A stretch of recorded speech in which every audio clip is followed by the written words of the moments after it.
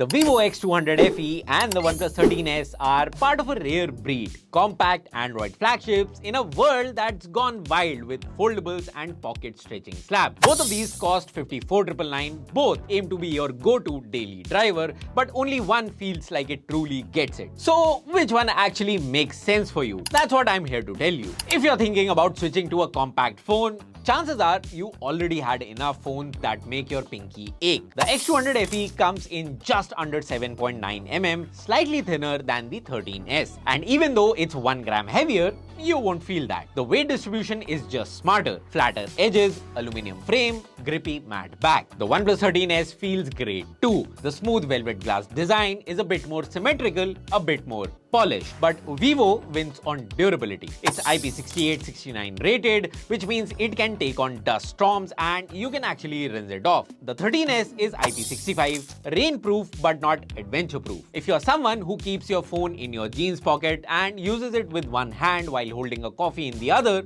both phones fit that life. But if you're the clumsy one in your group, Vivo has your back. Now, both phones sport gorgeous 6.3-inch LTPO AMOLED panels. Same size, same punchy colors, but the story changes once you step outside. Vivo hits a peak brightness of 27 nits in our testing. OnePlus 13s is around 1700 nits. That's a big difference when you're trying to read or shoot a lot of content outdoors. Both displays are color accurate, but Vivo is more tightly calibrated, and that kind of accuracy you can trust when you're color grading photos or watching HDR content. The OnePlus 13s leans more towards cinematic tones, slightly more saturated reds and more pop. It's great for watching YouTube videos and Instagram reels, but for editing and color accurate work, the X200 FE offers a better experience. The OnePlus 13s has Snapdragon 8 Elite, a 3nm chip with insane synthetic scores. AnTuTu score is over 2.5 million, it runs BGMI at 120 FPS and it does it while staying cool around 37 degrees Celsius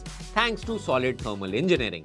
But the Vivo X200 FE isn't far behind. It runs on the Dimensity 9300 Plus, which uses an all big core design, which means no efficiency cores. In numbers, yes, Vivo scores slightly lower, 1.8 million on AnTuTu, but in daily use it feels just as fast and BGMI runs at a solid 90 FPS on Vivo. It's consistent, responsive and smooth. Where Vivo impresses is thermal control under load. Even after 20 minutes of 4K video recording, it never became uncomfortably hot. The vapor chamber cooling works, and that's the kind of difference you'll feel if you shoot a lot of videos or use cameras very frequently. But if you're into intense gaming and heavy multitasking, the OnePlus is the winner here. Vivo stuffed a 6500 mAh battery in a compact body without making it a brick. OnePlus isn't far behind with a 5850 mAh battery, but those 650 mAh matter, especially over a long day of use. In PC Mark test, OnePlus lasted slightly longer, around 22 hours versus 20.5 hours on Vivo.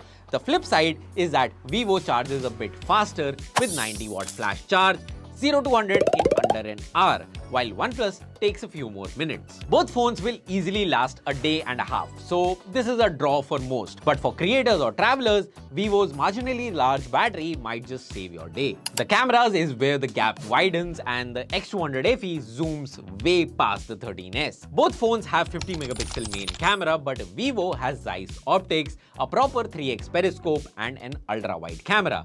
That alone makes it a more versatile setup. Vivo's portraits are noticeably more nuanced. ZEISS bokeh styles actually look like real camera blur, and the 10x hybrid zoom is scary good for a phone this small. I took a picture of a squirrel from across a park and could still make out its fur texture. In low light, Vivo pulls ahead again. Skin tones look soft, not waxy.